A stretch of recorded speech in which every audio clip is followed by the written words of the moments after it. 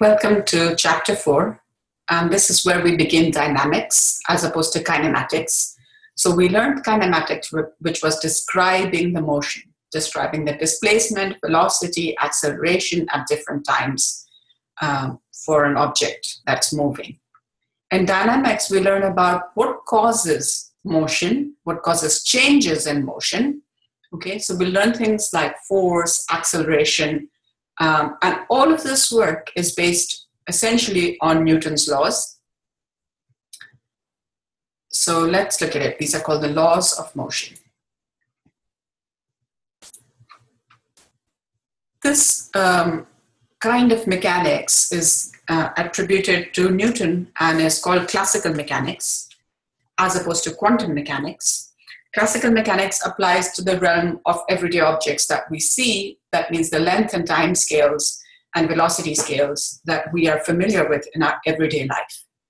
So it does not apply to very, very tiny objects like particle physics, things which are subatomic. We are not able to see those kind of sizes with our naked eyes.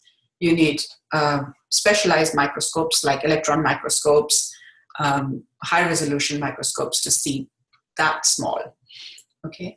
And again, it doesn't apply to objects moving extremely fast at relativistic speeds, which come close to the speed of light, okay? So we know that light, this is what Einstein told us, light has a constant speed in vacuum, and that's the highest speed attainable by anything. In fact, nothing else has been able to attain that speed, okay? So we will not be close to the speeds of light. We'll be close to our everyday experience of velocity and space and time. Okay. So Newton had three laws of motion, and we're going to look at all three in this chapter. They form the basis of many things that we do in classical mechanics. Okay. Before we come to the first law, we need to understand what is force. And we have an everyday experience of force. If I push you, I'm applying a force to you, right? Or if you pull an object, you're applying a force on the object. Force is a vector quantity since it depends on direction and magnitude, right? And we say that there are two types of forces. One is a contact force, where you have to actually be in touch or in contact with the object that you are forcing. And the other kind of force is a field force, which exists in nature, where you do not need physical contact, okay? So, for example, a magnetic force, a gravitational force, and this you don't have physical contact required, okay? There may be physical contact, but you don't require it for the force to act. So it can act over great distances, like electrical forces too. Two charges, they interact with each other through a field, an electric field. Okay, so we have field forces, and then we have contact forces. In this diagram, in the above cases, all of the above cases, you find that there is contact. Here's a man pulling a spring, so there's contact right here. There's a woman pulling a wagon. She's in contact with the wagon. A man kicking a ball, and he's making contact with the ball. So you cannot have these kind of forces without having contact. And down here, you see three field forces. These are two masses. The masses interact through a gravitational field. So this is a gravitational force. Here are two charges, negative and positive. They're going to attract. This is an electrical force. Here are magnets, magnetic material and a magnet. The magnetic material is going to be attracted to the magnet. And this is a magnetic field. Okay, so magnetic force. In general, in nature, the field forces, you have four types of field forces, okay? And in order of their strength, these are listed here. So the strongest is the strong nuclear force, which occurs just inside the nucleus of an atom for all atoms. The nucleus is very, very small. And so the range of that force is very small. It's very localized force, but it's a very strong force holding the nucleus together. Then the electromagnetic force, for which you have either charged particles or magnetic fields, and that's called an electromagnetic force. You'll do that in physics too when you come to it next semester. Then the weak nuclear force, which again acts within the nucleus, okay? And so again, it's very localized. And lastly, the gravitational force. Gravitational force exists between any two masses, okay? The greater the mass, the greater its gravitational field, the greater its gravitational pull. It's always an attractive force, and it occurs over infinite lengths, okay? So these two forces, electromagnetic force and gravitational force, they go out very far in space, and the two nuclear forces are very localized forces, okay? So we'll be mostly dealing just with gravity here in the field forces, okay? Okay, so they're listed in the order of strength. Here is Isaac Newton, just paying homage to him. He did his work around 1700s, and that work is still valid today under the length and time scales that we talked about, right? And velocity scales. Okay, he formed the basic concepts and the basic laws of mechanics, which governs how and why things move. Okay, he also worked on the universal law of gravitation, which we will also learn in this chapter. And then he invented calculus, as though that wasn't enough. And he also worked on light and optics, and you'll see some of that in Physics 2 next term. So much of what you're going to learn actually comes from 1700s. Okay. Newton's first law, let's just read it first. An object moves with a velocity that is constant in magnitude and direction unless acted on by a non-zero net force. Net force is defined as the vector sum of all the external forces exerted on an object. So this is saying that you have an object, and let's say it's moving straight in front of you, away from you, then it'll just keep doing that. It'll keep moving away from you in that straight line with the same velocity, unless there's some other force externally acting on it, okay? This is contrary to our everyday experience. For example, if you roll a ball away from you, it doesn't continue indefinitely. It seems to come to a stop, right? And that's because an external force is actually acting on it, which is friction. So it's losing energy as it rolls. The friction is taking energy to overcome the friction, hence the ball stops. So this is assuming that there are no external forces, so no frictional forces. If you have no external force at all on an object, and the object begins to move, it'll just keep moving in that direction with exactly the same speed and in exactly the same direction. That means keeping a constant velocity. Okay, so this is Newton's first law. It's also called the law of inertia. Okay, and we'll see that in a minute. So we see that forces can be two types. Forces can be external forces, which act from the outside on an object, which means they are in the environment of the object. Okay, but they're not within the object itself. Within an object itself, for example, let's take this pencil, then there are forces inside here because there are atoms in here, there are electrons, there are protons, and they have all those nuclear forces, etc. Those are internal to this object. Okay, internal forces cannot make the object move. Okay, also there are forces inside you. There are various kinds of chemical reactions, etc., going on inside you.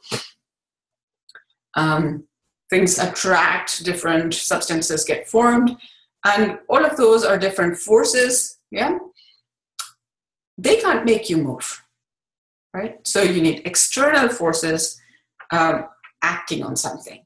Okay. So we learned about force, right?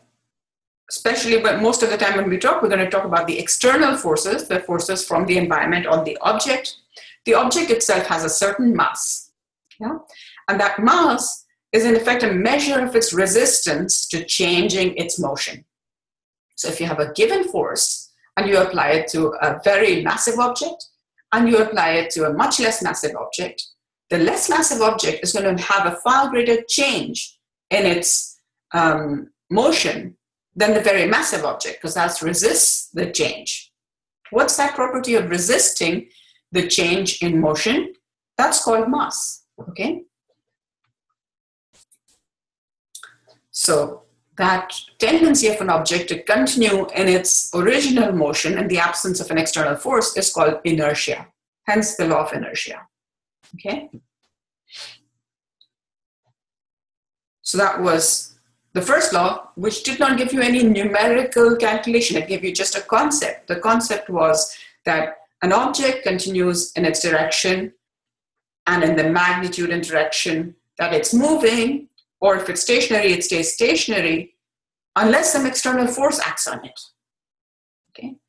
The second law tells you how to quantify this. It tells you the exact relationship between that change in motion and the external force. So change in motion means a change in velocity. Remember, the change of velocity is the acceleration of the object. So the acceleration is the net force on an object divided by the resistance, which is the mass. Or if you rearrange this, this is the more common way of seeing this, F equals m into A. You may have seen this, where F is actually the net force. It means it's the sum. So this sign is the summation sign. It's the sum of all the forces that are acting on an object. For example, if I push the ball, then that's one force acting on it. And another force might be the resistance due to friction from the surface that it's rolling on. So you need to take both those forces into account and then calculate the net force. Yeah. So remember, force is a vector quantity. You're going to have to do a vector addition of all these different forces to get the net force or the net external force. And that net force is going to be proportional to the acceleration of the object. And the constant of proportionality is the mass of the object. Okay. So this equation, this is a vector equation because F and A are both vectors. And note that mass m is a scalar quantity. And the mass is never negative. The mass is always positive. Hence, we see that the force, net force, and the acceleration always have to be in exactly the same direction. So if you know the direction of acceleration, you know the direction of net force. Or if you know the direction of net force, you know the direction of acceleration. That's a powerful thing to know. And we know that because these are vectors, we can break down the x direction and the y direction and deal with each of them separately. And then recombine them. Okay. So let's look at units. Force equals mass into acceleration. The unit for force is newtons in the SI unit with uppercase N. Okay, so 1 Newton equals 1 kg, which is mass, yeah, times acceleration, which is meters per second squared. So 1 Newton equals 1 kg meter per second squared. Okay, let's do a simple problem on this. Here's a man mowing his lawn. Suppose that the net external force, push minus friction. So they already told you the net external force, you don't need to calculate it, exerted on a lawnmower is 51 newtons. My net force is 51 newtons, parallel to the ground. That means this could be 51 units long, and it's parallel to the ground, which is horizontal. The mass of the mower is 24 kgs. What is its acceleration? It's just about the simplest problem you can get on Newton's second law. We're going to use F equals m into A. My F net is 51. Divide both sides by the mass of 24 kgs, and that should give you your acceleration, right? So acceleration is 51 divided by 24, and that's going to give you something like 2.1 meters per second squared. Okay, you just have to be careful of units. If the mass was not given in kilograms, but was given in some other units, you would have to convert. Okay, so you do need to be careful about units. That's a big thing physicists like to somehow always see if you're cognizant of. Remember, you're always going to try to stay in the MKS system SI units. Let's do another simple problem. A 63 kg sprinter starts a race with an acceleration of 4.2 meters per second squared. What is the net external force on him? So F equals m into A again, right? Here's my m, here's my A. I just need to multiply these two numbers. And what do I get? F equals m into A, multiply these two, you get 256. And because it's kg, meters per second squared, which is same as newtons, so it's 256 newtons. Okay, so we already applied those concepts of changing the units. We saw what 1 Newton was equal to, and so forces are always given in newtons. Okay. If all your other mass and acceleration are in SI system units, your force will automatically come out to be in newtons. So let's note a few things. What does force do? Force does not cause a motion, okay? But it causes changes in motion. So force causes acceleration. Acceleration is a change in the motion. That means a change in the velocity. Yeah. So an object can keep moving without any force acting on it if it's already moving. Yeah. So motion can occur in the absence of force. So very important to understand this. This is not our everyday idea, right? Therefore, it's important to bear this in mind. Also, force is a vector quantity. So to get the net force, you need to do a vector addition of all the forces, yeah? Algebraic addition. F equals m into a. So the m into a itself is not a force. It's a way of obtaining the numerical value of the force and the direction of the force. But m into a is not a force, okay? So this is F equals m into a is a vector equation. We said that earlier. So we looked at two of Newton's laws. The first one told us that an object continues to be in its state of motion, which may be rest or moving in a particular direction. And it continues to do that unless acted on by an external force. The second law quantizes this to tell you exactly how much force will produce exactly how much acceleration if you know the mass.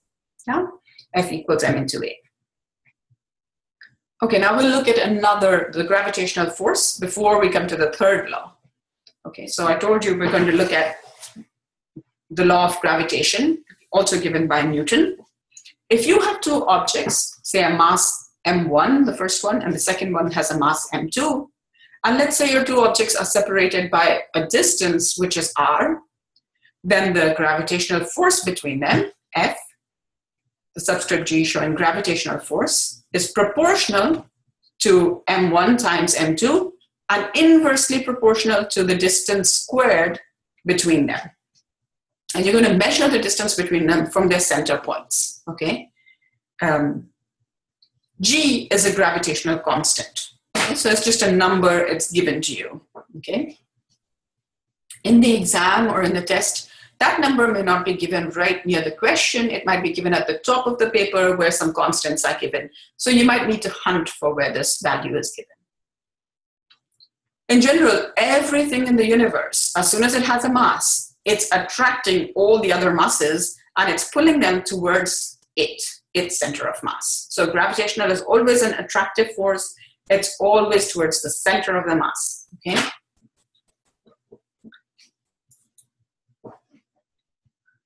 Let's talk about weight. You experience weight in the presence of a gravitational field. So if you have a mass, for example, yourself, and you're in the gravitational field of the Earth, you can sense the Earth pulling you down. For example, if you jump upwards, then you should just keep going upwards unless some external force is acting on you according to Newton's first law, right? But we find that we don't forever keep going upwards. Thankfully, we come back down, right? And that's because the gravitational force, which is an external force, is acting on us. This is the Earth's gravitational field, which is pulling us back towards the Earth, towards the center of the Earth. We stop when we hit the surface of the Earth, which is our ground, yeah? So the force on us was mass times acceleration. We know that acceleration due to the Earth, we call it G, the letter G. So A is replaced by a G, and that's typically 9.8 or 9.81. So F would be m times a, which is m times g here. And that force, which is due to gravitation of the Earth, we call the weight. So our weight W equals mg, okay? If you go to another planet, say Jupiter, which is much more massive than the Earth, hence its gravitational field is much more powerful. Its value of g is many times greater than that on the Earth. You're going to be much, much heavier than you are here. Your mass will be exactly the same, but your weight will be much heavier. Or if you go to the moon, you might have seen these astronauts walking on the moon. The value of G is about a sixth that of the Earth on the moon. So much lower value of G, the same mass, which means you feel much less weight, because the moon is pulling you down towards itself much less than the Earth is. So if you try to walk or even hop on the moon, you do not come back so easily, right? It doesn't pull you back down. So you might have seen these astronauts appearing to sort of move in a funny way, and they can't walk on the moon. It's entirely because of this. So that's the first thing that you understand. You understand how the astronauts appear to move on the surface of the moon. Okay, why does it not look like a normal Earth walk? Okay. So weight is not an inherent property of an object. An inherent property of an object stays with the object, right, at all times. But mass is, unless you break the object and lessen the mass. Let's assume the object stays intact, then its mass stays intact, and that's an inherent property of that object, okay? So that while the mass is the same on the moon or the Earth or the Jupiter, the weight we saw is completely different, okay? So weight depends on the local value of G. Okay, so we saw the difference between mass and weight. Mass we measure in kilograms, weight we measure in newtons. Weight is a force, yeah? Mass is a scalar quantity. It's not a vector quantity. It is not a force. Okay, so you want to be very, very clear about the difference between mass and weight. Now we come to Newton's third law. Let's read it first. If an object 1 and an object 2 interact, the force exerted by object 1 on object 2 is equal in magnitude but opposite in direction to the force exerted by object 2 on object 1. Equivalent to saying there is a single isolated force cannot exist. So forces are always action and reaction pairs. You'll find this term used, action and reaction, which suggests that the action happens first and then a reaction happens. It is not like that. They are completely simultaneous. As soon as the force is applied, let's say I have two hands and they push against each other. The minute the first one is pushing against the right, the left is pushing against the right. At that very same time, the right one is pushing back on the left, okay? So as soon as the right pushes on here, the right one pushes back on the left one, okay?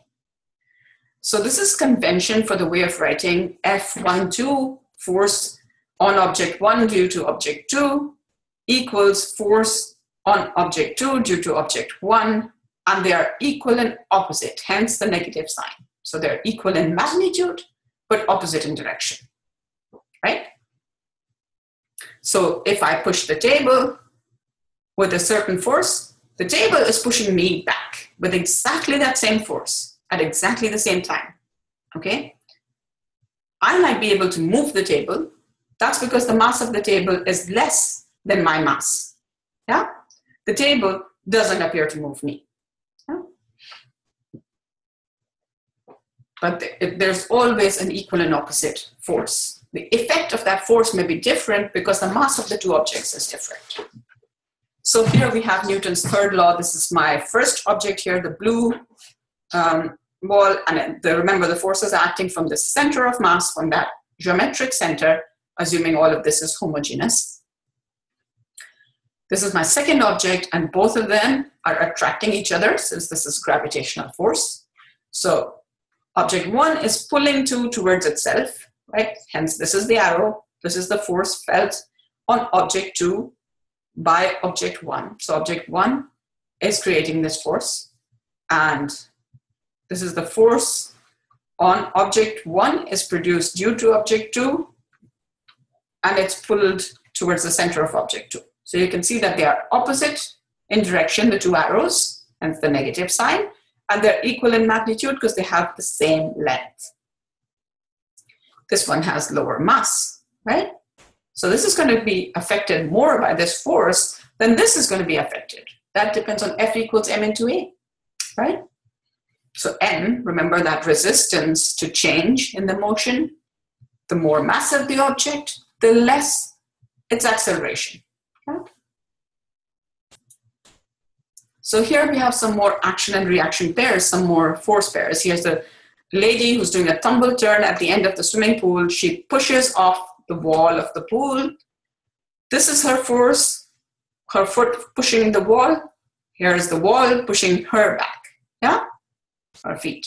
So this is the force with which she glides forward. She uses this to accelerate for some time. The wall does not appear to accelerate because the wall is much more massive than her, okay? It does accelerate, just such a tiny amount that it appears to make no dent in the wall at all.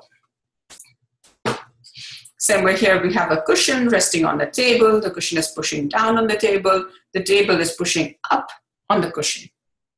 So the cushion is pushing down with its weight W, and this is called the normal reaction to that. So that whenever there's an object resting on a surface, there's its weight downwards, and there's the normal reaction. It's equal and opposite, right? So these two cancel each other. There's no net force. So this object will not move. It can be perfectly balanced. Here's a lady pushing a cart. She's a professor. The professor applies a push to the cart in this direction. So this is her force. And the cart applies an equal and opposite push on her, okay? These are action and reaction pairs. So you cannot have an isolated force. Okay, let's do another problem. Now, so we've learned all three of Newton's laws. Let's look at this problem. What net external force is exerted on 1100 kg artillery shell fired from a battleship if the shell is accelerated at 2.4 times 10 to the power 4 meters per second squared? What is the magnitude of the force exerted by the ship on the shell? So we have a mass, we have an acceleration, and we need a force. You can think out what to do, right? You're going to use Newton's second law, F equals m into A. And that should give you the answer to the first part. What is the magnitude of the force exerted by the ship on the artillery shell? Isn't it going to be equal and opposite? Yeah? So we're going to get exactly that number, but in the opposite direction. So there's my F equals m into A is giving me so many newtons, 2.64 times 10 to the power 7 newtons. This is the same magnitude, but applied in the opposite direction. Yeah? Onto the ship. Okay. Let's stop here and then we'll start again.